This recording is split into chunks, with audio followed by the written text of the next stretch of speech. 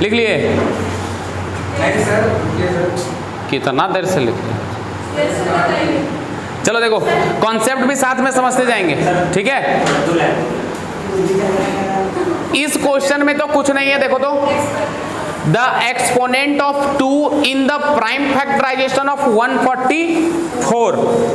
आपको एक्सपोनेंट का मतलब क्या होता है? पहले क्लास में आप पढ़े हो, पावर होता है। एक्सपोनेंट का मतलब पावर है ना, होता है। तो कितना आसान क्वेश्चन है बताओ, जितना आसान आप सोच भी नहीं सकते। तो आपको क्या कर लेना है, 144 का प्राइम फैक्टराइजेशन कर दो ना, कुछ नहीं है। 2 7 2 2 36 2 18 2 9, अब ये 3 3 जा 9 हो जाएगा। अब आपको 3 से थोड़े ना मतलब, आपने क्या करनी है, 2 का पावर, तो उतना लिखेंगे का नहीं, गिन लो ना 2 का 1 2 3 4। समझ में आया? एक्सपोनेंट का मतलब सीधी सी बात, खत्म। नेक्स्ट पे आते हैं, देखो समझ में आ गया ना, दिक्कत नहीं है। चलिए सेकंड क्या कह रहा है, ध्यान देना, अब इस क्वेश्चन को ध्यान देना। द एलसीएम ऑफ 2 नंबर, ऐसा क्वेश्चन आ सकता है, ठीक है। The LCM of 2 number is 1200। 2 numbers का जो एलसीएम है वो क्या है, 1200 है। Which of the following cannot be their HCF? ध्यान देना बाबू, बोल रहा है ना कि इनमें से कौन सा उन दोनों नंबर का HCF नहीं होगा। नहीं समझे? जैसे देखो, हम क्या बोले कि जैसे बोला है कि 2 नंबर है, एक है A एक है B, हमको नंबर यहां गिवन नहीं है। ध्यान देना, एलसीएम एचसीएफ का कॉन्सेप्ट हमने क्या पढ़ा है, रिलेशन एलसीएम एचसीएफ का क्या पढ़ा है कि जो प्रोडक्ट ऑफ नंबर होंगे, यानी कि मान लेते हैं वो नंबर A और B है, वो प्रोडक्ट ऑफ जो नंबर होंगे वो इक्वल होंगे इन्हीं दोनों के एलसीएम इनटू इन्हीं दोनों के एचसीएफ के। समझे? हाँ, ये रिलेशन होता है 2 नंबर्स के बीच का। This is the relation between the LCM and HCF of 2 numbers and their product. जब आप एलसीएम और एचसीएफ निकालते हो ना, तो जिन 2 नंबर का आप एलसीएम एचसीएफ निकालते हो, उन दोनों नंबर का प्रोडक्ट जो होता है वो उन्हीं दोनों नंबर के एलसीएम और उन्हीं दोनों नंबर के एचसीएफ के प्रोडक्ट के बराबर होता है। लेट्स टेक एन एग्जांपल, जैसे 12 रखें 14 रखें, ठीक। 2 नंबर क्या है, 12 और 14 है। आप इन दोनों का क्या निकाल लो, एलसीएम निकाल लो। चलो निकालो, एलसीएम कितना आ जाएगा। अगर आप देखोगे तो एलसीएम जो आ जाएगा वो आ जाएगा कितना, 84 आ जाएगा एलसीएम, ठीक। निकाल सकते हो ना एलसीएम, तो निकाल सकते हो भाई। एचसीएफ क्या आ जाएगा, एचसीएफ क्या आ जाएगा, 2 आएगा। तो अब इन दोनों नंबर को, इन्हीं दोनों नंबर का एलसीएम 84 और इन्हीं दोनों नंबर का एचसीएफ 2, आप उन दोनों नंबर का प्रोडक्ट कर दो 168। तो क्या आ जाएगा 168, और उन दोनों नंबर्स को भी आप प्रोडक्ट करोगे ना तो 168 ही आएगा। This is the relation. तो अब सोचो तो, अगर यदि वो दोनों नंबर में, अब इस रिलेशन में कुछ भी गिवन है और कुछ भी निकालना है निकाल सकते हो। अगर यदि वो दोनों नंबर दिया हुआ है, उन दोनों नंबर का एलसीएम दिया हुआ है, तो उसका एचसीएफ निकाल सकते हैं भाई। प्रोडक्ट में एलसीएम से डिवाइड कर दो। एचसीएफ निकालना है तो इन्हीं दोनों के प्रोडक्ट में एलसीएम से डिवाइड कर दो। एलसीएम निकालना है तो ये निकालना है, मान लो फर्स्ट नंबर निकालना है, तो एलसीएम एचसीएफ दिया हुआ रहेगा तो उससे आप सेकेंड नंबर से डिवाइड दे देना। 8 क्लास में ये सब पढ़े हो, 7 क्लास में, 7 क्लास में का चीज था ये सब, ठीक है, फैक्टर्स एंड मल्टीपल में। तो खैर, लेकिन अभी फिर से जान लीजिए, product of their number is equals to product of their LCM and HCF. अब देखो बाबू, इसमें एक बड़ा जरूरी बात छुपा हुआ है। क्या है? ये तो हम लोग जानते हैं कि एलसीएम एचसीएफ का जो प्रोडक्ट होता है उन्हीं दोनों नंबर के प्रोडक्ट के बराबर होता है। लेकिन यहाँ क्वेश्चन कुछ और है। क्वेश्चन है कि आप बताइए कि उन दोनों, 1 2 नंबर है वो हमको पता ही नहीं है, उन दोनों नंबर का जो हमारा एलसीएम है वो 1200 है। तो बताइए उन दोनों नंबर का हाँ कौन सा HCF नहीं हो सकता। अब ध्यान देना, एक चीज, अब यहां पे एक कॉन्सेप्ट समझिए। क्या कॉन्सेप्ट है पता है? जो भी एलसीएम आएगा ना, जो भी एलसीएम होगा, जो भी एलसीएम होता है, जो भी दो नंबर का एलसीएम होता है, LCM of two number always divided by their HCF. समझे? LCM of two number is always divided by these two number का जो दोनों का एचसीएफ है उससे। देखो तो इन दोनों का एलसीएम क्या आया? 84 आया, और इन्हीं दोनों का एचसीएफ क्या आया? 2 आया। क्या 84 2 से डिविजिबल नहीं है? है ना?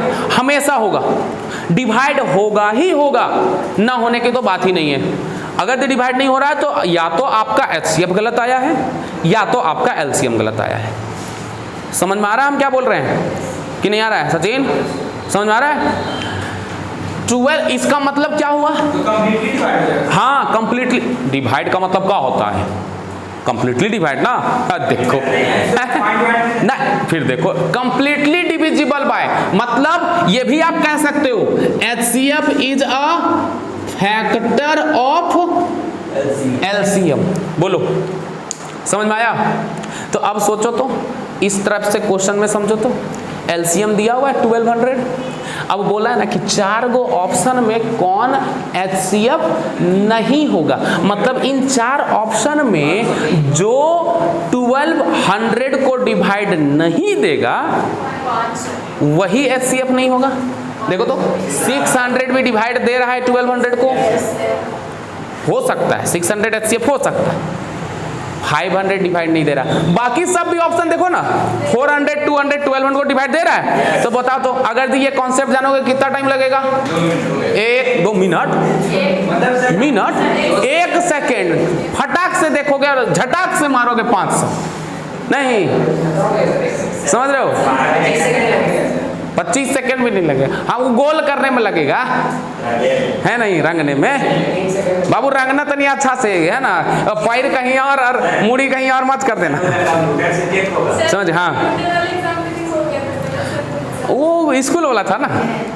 चलिए चलिए, देखो ये मिड टर्म एग्जाम में मत करना ऐसा, ठीक है? जो आता है और बता दे रहे हैं, बहुत आप लोग क्या करते हो कि कभी कभी कोई स्टूडेंट क्या करता है, पहले टिक लगा लेता है और तब जा करके गोल करता है, फंस जाओगे वैसे।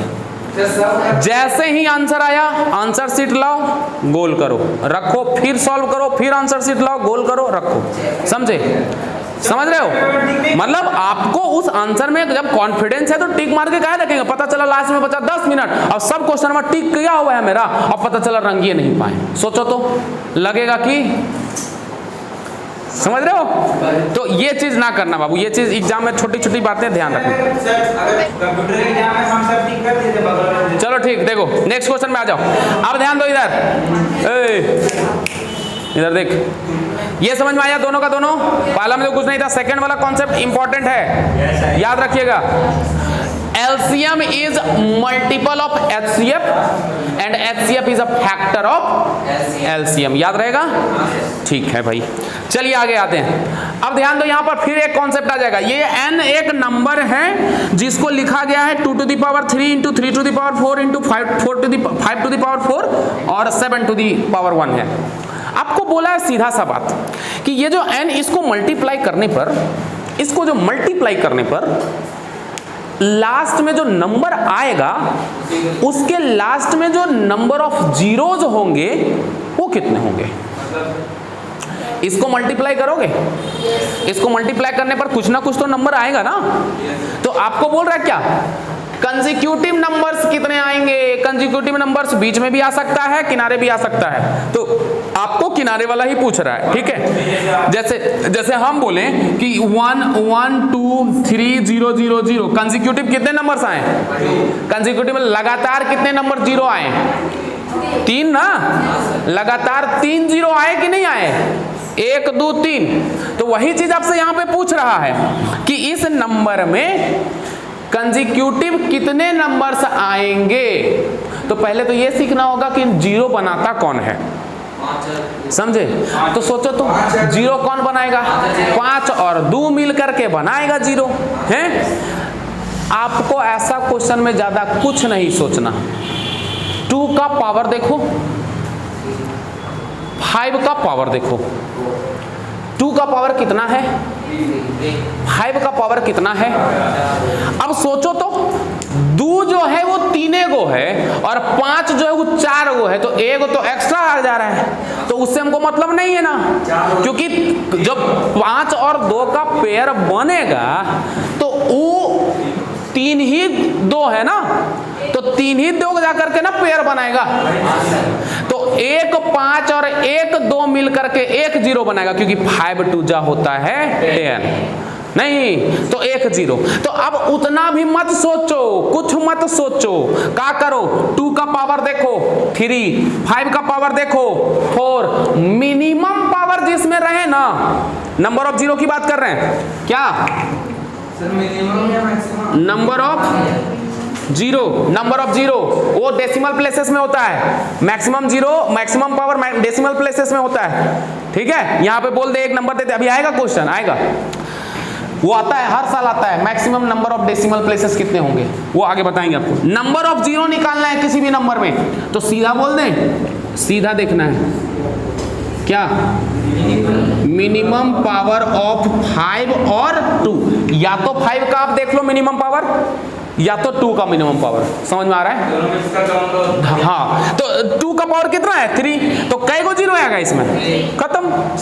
कितना टाइम लगेगा, कॉन्सेप्ट आपको पता है तो कितना टाइम लगेगा, है कि नहीं, समझ रहे हो। चलिए चलो देखो देखो देखो, फालतू की बात नहीं।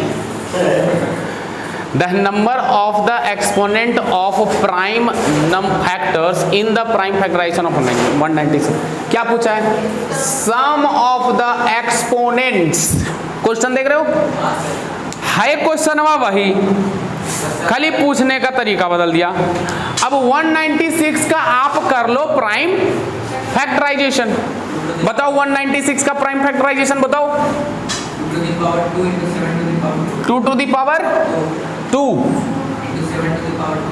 into 7 to the power 2, मतलब आप 196 को ऐसे करोगे ना, 2 से 2 9 जा और 2 8 जा, 2 से करोगे 2 4 जा, 2 9 जा, और फिर ये 7 से करोगे 7 7 जा 49। तो प्राइम फैक्टराइजेशन इसका क्या हो गया, 2 to the power 2 into 2 to the power, ये सॉरी 7 to the power 2। अब सबको एक्सपोनेंटवा को जोड़ दो तो कितना आ जाएगा बताओ, तो क्वेश्चन है, समझ में आ रहा है। रीना तुम लोग को ना उलट देंगे हम, बता दें, शांत रहो, पैतरा मत करो ज़्यादा, हद करते। हाँ 4, हाँ सम ऑफ द एक्सपोनेंट। तो सम ऑफ द एक्सपोनेंट क्या, एक्सपोनेंट कौन है 2 पावर, तो सारे फैक्टर्स का पूछा था, खाली एक पर्टिकुलर का नहीं पूछा, सारे फैक्टर सारे एक्सपोनेंट का सम पूछा था। तो क्या हो जाएगा 2 + 2 4 हो जाएगा, खत्म हो गया। नेक्स्ट क्वेश्चन में आते हैं, द नंबर, अब ध्यान देना, the number of the decimal places after with the decimal expansion of the rational number this.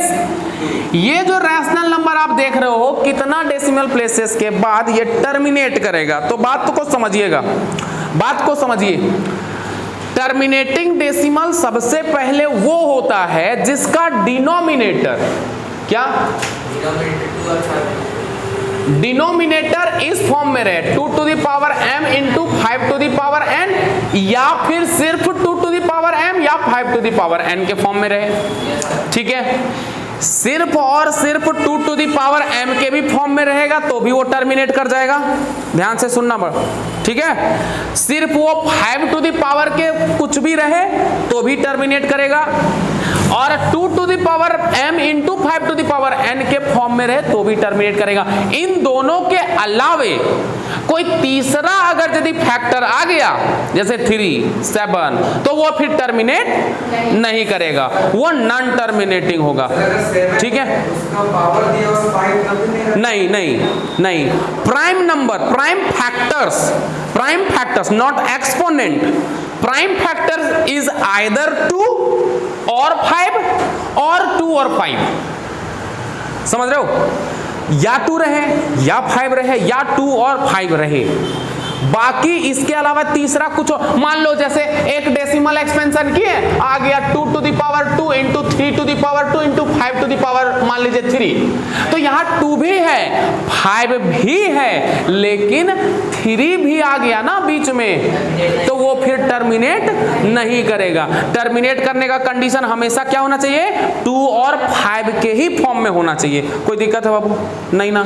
अब बात तो समझ में आ गया, यहाँ पे तो बोलिए दिया कि टर्मिनेट कर रहा है, लेकिन कितना डेसिमल प्लेसेस के बाद ये टर्मिनेट करेगा। तो इसका सिंपल सा लॉजिक हमेशा याद रखना, सिंपल सा क्या, कि जो डिनोमिनेटर में अभी हम बताए थे ना, यहां पर देखो, यहां पर हम लिख देते हैं क्या, अगर यदि जो डिनोमिनेटर है, डिनोमिनेटर में आप जब भी आपको डेसिमल प्लेसेस बोले, ठीक है, कि कितना डेसिमल प्लेस के बाद वो नंबर टर्मिनेट करेगा, तो आपने क्या कर देनी है, बस अभी बोले थे ना कि नंबर ऑफ जीरो के लिए मिनिमम पावर, तो टर्मिनेटिंग डेसिमल के लिए सीधा क्या बोल देंगे, मैक्सिमम पावर ऑफ क्या, 2 का या 5 का, दोनों में से देख लेंगे किसका मैक्सिमम पावर है। तो यहाँ पे 2 का पावर 2, 5 का पावर 1, यहाँ पर मैक्सिमम पावर कितना है, तो आप यहाँ पे बोल सकते हो कॉन्सेप्ट में मैक्सिमम पावर ऑफ 2 और 5, 2 और 5 में जो मैक्सिमम पावर होगा वही आंसर होगा, तो 2 हो जाएगा। समझे? नहीं समझे? नहीं। देखो हम बोले ना कि कोई भी नंबर ऊपर वाला मिटा देते हैं, ठीक है, ऊपर वाला तो लिख लिया होगा, ऊपर वाला मिटा देते हैं, तब आप बताते हैं। देखो कोई भी नंबर, सबसे पहले टर्मिनेटिंग, आप समझते हो कि टर्मिनेटिंग और नॉन टर्मिनेटिंग क्या होता है। टर्मिनेट मतलब डिवाइड करने के बाद वो पॉइंट के बाद टर्मिनेट कर जाए, पूरी तरह से रिमाइंडर 0 बच जाए, ठीक है। तो कोई भी रैशनल नंबर को जब हम चेक करेंगे ना कि वो टर्मिनेटिंग है कि नॉन टर्मिनेटिंग है, तो हम बिना डिवाइड दिए हुए उसको हम चेक कर सकते हैं, समझे, बिना एक्चुअल डिवीजन के हम उसको चेक कर सकते हैं। उसके लिए मुझे क्या करना पड़ेगा जानते हो, जो रैशनल नंबर है ना, मान लो एक रैशनल नंबर है p/q के फॉर्म में है, अगर यदि हमको ये चेक करना है कि क्या ये रैशनल नंबर टर्मिनेट करता है कि नहीं करता, अभी हम डेसिमल प्लेसेस पे नहीं जा रहे हैं, सिर्फ अभी हम सीख रहे हैं क्या, टर्मिनेट करता है कि नहीं करता, तो आप चुपचाप से क्या कर दो, इसका जो डिनोमिनेटर है ना, डिनोमिनेटर उसका आप जा करके कर लो प्राइम फैक्टराइजेशन। प्राइम फैक्टराइजेशन अभी बताए थे ना 196 कैसे, तो उसका जा करके आप कर लो क्या, प्राइम फैक्टराइजेशन। आप प्राइम फैक्टराइजेशन करोगे तो वो तो लिखा जाएगा, मतलब फैक्टर्स के फॉर्म में 2 to the power, 3 to the power, 5 to the power, इस तरह से। तो अगर यदि कोई रैशनल नंबर का डिनोमिनेटर समझ आ रहा है, डिनोमिनेटर, न्यूमरेटर ना, डिनोमिनेटर, तो डिनोमिनेटर इसमें क्या है, हम जनरल ले लिए, क्यों, अगर यदि वो लिखा गया 2 to the power m into 5 to the power n के फॉर्म में, तो वो नंबर टर्मिनेटिंग होगा, वो रैशनल नंबर टर्मिनेटिंग होगा। या फिर बोले खाली 2 और 5 है, नहीं, खाली 2 के पावर में m भी रहे, मतलब सिर्फ 2 का फैक्टर्स हो तो भी टर्मिनेट करेगा, या फिर 5 का फैक्टर्स हो तो भी टर्मिनेट करेगा। भाई क्यों, अरे क्योंकि यहां पर 5 का जैसे 2 का पावर में m आया, तो इसको तो लिख ही सकते हैं ना 5 के पावर में 0, तो उस फॉर्म में तो लिखिए दिए ना, तो जनरल फॉर्म यही हुआ। तो हमको समझना सीखना क्या है कि या तो 2 के पावर में लिखा जाए, या तो 5 के पावर में लिखा जाए, या तो दोनों के पावर में लिखा जाए, तो टर्मिनेट कर जाएगा। पहली बात ये समझ में आया कि टर्मिनेट करेगा कि कैसे करेगा कि नहीं करेगा, ठीक है। अब टर्मिनेट तो कर गया, टर्मिनेट करने का सीधा सा मतलब हो गया कि पॉइंट के बाद वो जाकर के डेसिमल में कट जाएगा, मतलब रिमाइंडर 0 बच जाएगा, यही ना समझते हैं कि नहीं समझते, हंस रहा है, हाँ। तो अब नहीं धंस रहा है ना, सूतल रहेगा तो क्या धंसेगा हैं? स्टार्टिंग से ना समझाएं, यो अभी बोले कि नहीं समझ में आया तो समझाए ना, तो सूतल था अभी नहीं, तो जिनको पढ़ना है वो समझ रहे हैं।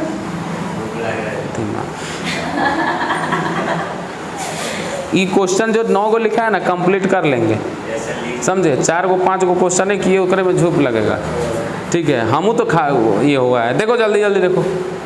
तो यहाँ पर हम अब यहाँ पे देखेंगे ना कि कितने डेसिमल प्लेस के बाद वो टर्मिनेट करेगा। तो आप ज़्यादा मत सोचो, कुछ नहीं सोचना है। 2 का पावर देखो, 5 का पावर देखो। जैसे यहाँ नंबर भी आता है ना तो उसको हम लिख लेते हैं 2 के पावर में और 5 के पावर में, ठीक है? तो आप दोनों का पावर देखो, अब दोनों का पावर में जो मैक्सिमम पावर होगा ना उतना ही डेसिमल प्लेस के बाद वो क्या कर जाएगा, टर्मिनेट कर जाएगा। अभी आप एग्जाम्पल मत समझिए अभी, ठीक है? समझ गए? तो मैक्सिमम पावर तो बस देख लिए कि 2 का पावर यहाँ 2 था, 5 का पावर यहाँ 1 था, तो मैक्सिमम पावर क्या है हमारा 2 है, तो हमारा आंसर 2 हो जाएगा। अब इस नंबर को देखो, इस क्वेश्चन को 6 नंबर को, 6 नंबर में आपको क्या करना है, देखो P1 and P2 are 2 odd prime number. आप ध्यान देना, odd prime number, odd prime number कहां से स्टार्ट होगा, ऑड प्राइम नंबर 3 से, समझ रहे हो? तो आप हाँ 3 से, ऑड प्राइम 3 से आगे नहीं होगा, बाकी तो 2 जो है वो तो इवन प्राइम है। तो यहां बोल रहा है ना कि P1 और P2 दोनों का दोनों कैसा प्राइम नंबर है, ऑड प्राइम नंबर है। तो समझिए ऑड प्राइम है तो जानते हो क्या कर लो, कोई और 2 ऑड प्राइम नंबर ले लो। आपसे क्या पूछा है, सच दैट ऐसा है कि P1 बड़ा है P2 से, उतना सोचने का टाइम है, सीधा ले लो ना P1 और P2 अपने से कोई भी ऑड प्राइम, ठीक है? 3 5 ले, छोटे वाला लो ना, हमको चेक करना है, छोटे वाला लेंगे। एक ले लिए P1 ले लिए, मान लिया जाए, मान ले एक 3 ले लिए एक, तो ये P1 होगा कि नहीं, क्योंकि यहाँ पे कंडीशन दे दिया है P1 क्या है, P2 से बड़ा है, तो यानी कि यही P1 यही P2 है, समझे? P2 पीट के पिटा देंगे, बता दे रहे हैं, समझे?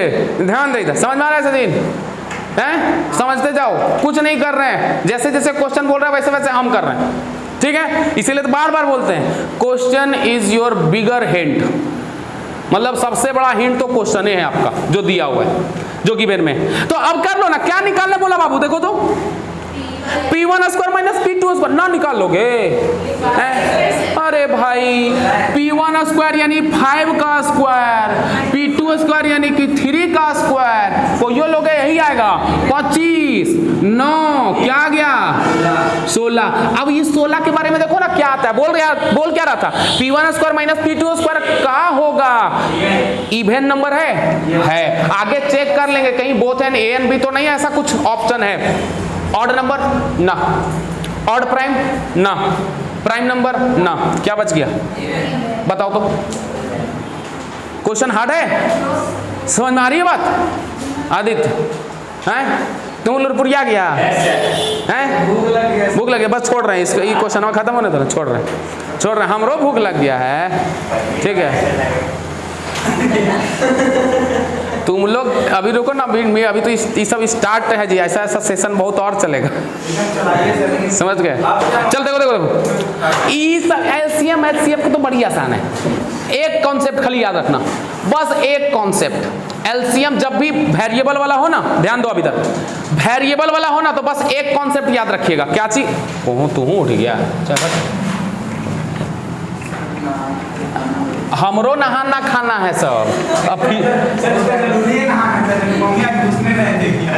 चल देखो तो तुरंत हो जाएगा, बाकी तो LCM HCF वाला ही कॉन्सेप्ट है, तुरंत कर लोगे, ठीक है? देखो बस एक कॉन्सेप्ट याद रखना, जब भी वेरिएबल का LCM HCF हो तो सीधा एकदम एक क्या चीज, LCM HCF, ध्यान दीजिए, हाँ?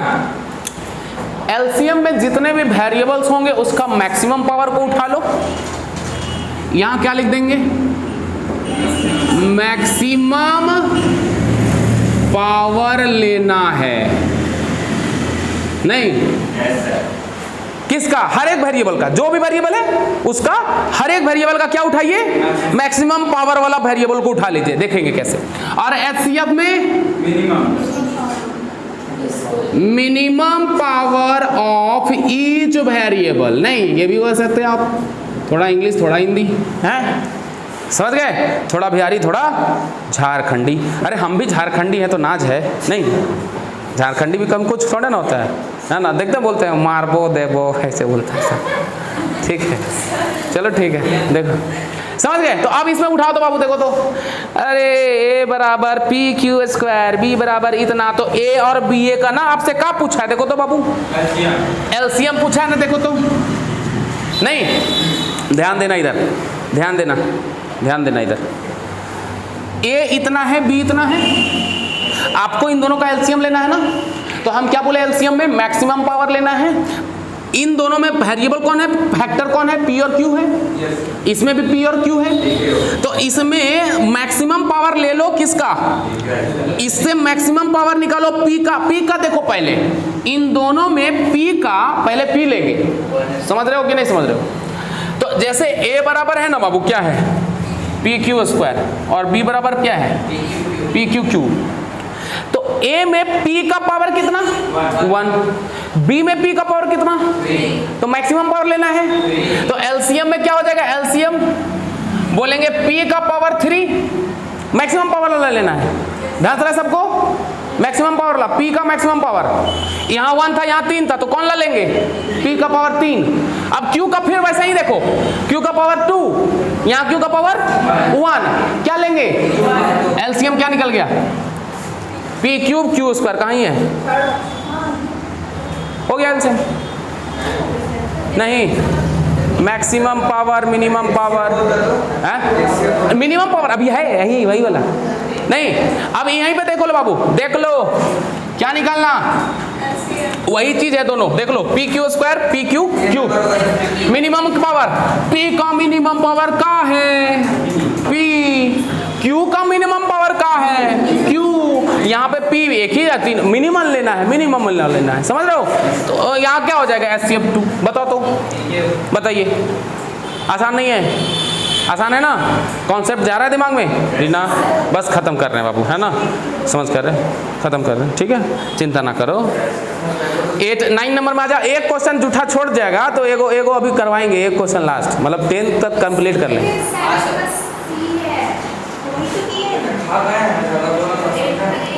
समझ गए। अब 9 का, हाँ फिर वैसे ही मी का, हाँ देख लेते हैं, देखो रे, अरे बकल लो कुछ भी करते रहता है, जो नींद आ रहा है सूत जाओ, सूतो, m equals to P M, मतलब P Q cube, n equals to इतना। अब बोल रहा है देखो, हाँ एक कंडीशन हमेशा दिया हुआ रहेगा, जो प्राइम फैक्टर में लिखा हुआ है वो प्राइम नंबर ही रहेगा, क्योंकि लिखते तो प्राइम नंबर ही ना आता है प्राइम फैक्टर में। चलिए इसका क्या निकालना है, HCF मिनिमम पावर, तो ले लो ना मिनिमम पावर क्या हो जाएगा, मतलब HCF ऑफ Mn क्या हो जाएगा, मिनिमम पावर, P का 1 है, P का Q, तो P हो जाएगा, Q का मिनिमम पावर क्या है, Q स्क्वायर, तो minimum power P Q square कहाँ है, B नंबर, खत्म, आसान नहीं है, है ना। बस एक लास्ट क्वेश्चन करेंगे हम लोग, नहीं बताए हैं भाई, देखो 18 तू कम आ रहा,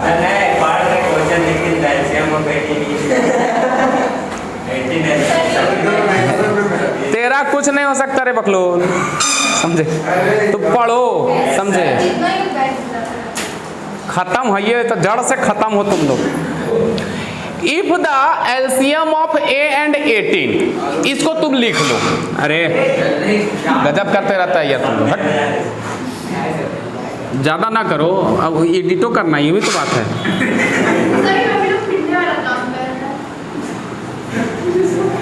सर हम लोग तो नहीं करते, मजाक वहीं तक सही है जहाँ तक सही है, समझे, उसके बाद अगर फिर हो जाएगा ना तो फिर, क्योंकि 12 बज गया, फिर भी इतना पेशेंस डाल करके हम आपको इतना इंटरेस्टिंग तरीके से बता भी रहे हैं, ठीक है, समझ गए। ऐसा तो नहीं है कि खाली यहाँ सर मोबाइल वाला लगा लिए हैं तो इसीलिए ऐसा बता रहे हैं, ऐसा मतलब ऐसा पहले नहीं बताते थे का, तो काहे लग कैसे कर रहे हो, हमको मेरा भी 12 बजा है, चेहरा उहरा देख रहे हो, ऐसा तो लग रहा है कि भूया बकाड़ हो गए हैं, हैं, सब खत्म हो गया है पूरा हैं? तो फिर भी देखो, हट, अच्छा लग रहा है। चल देखिए ध्यान से देखो, लास्ट क्वेश्चन देखो, अंत भला तो सब भला, देखो हो रहेगा ना। देखो तो अब ये रिलेशन बताएं, तुम लोग का आवाज से ना इरिटेशन माइंड में होता है, काम नहीं करने लगता है, ठीक है। एक ए और 18 का एलसीएम कितना दिया हुआ है 36, और इन्हीं दोनों का एचसीएफ कितना दिया हुआ है, HCF of A and 18 is 2। आपको क्या बोला है कि बताइए A का होगा। अरे तो अब ये तो बताएं कि प्रोडक्ट ऑफ नंबर मतलब A, यही दोनों नंबर है ना जी, A इंटू 18। तो बताओ तो ये चीज अभी नहीं बताएं कि product of number equals to LCM into HCF, direct लिख दे रहे हैं। तो नंबर का है A गुना 18, कुछ है ही नहीं है भाई, A गुना 18 और क्या कर दो, एलसीएम कितना है 36 इंटू 2। मल्टीप्लाई कभी मत करना, मल्टीप्लाई करोगे नंबर बड़ा होगा, दिक्कत आप ही को होगा। नंबर को मल्टीप्लाई मत करना, उधर ही छोड़ देना। अब ए बराबर क्या हो जाएगा, डिवाइड में ले जाओ ना, 18 दूनी 36, ए का वैल्यू क्या आ गया, हट क्वेश्चन है ये सब, समझ में आया, आ गया रीना, समझ में आया बाबू दिया। चलिए तो इस तरह से फिर आगे 10-10 को क्वेश्चन करेंगे, ठीक है, इसी तरह से कंप्लीट करेंगे रियल नंबर। तो उतने करना है, फिर निकल जाएगा आपका बेड़ा पार हो जाएगा, बेड़ा पार क्या अच्छे से हो जाएगा, समझ गए। चलो रहने दो।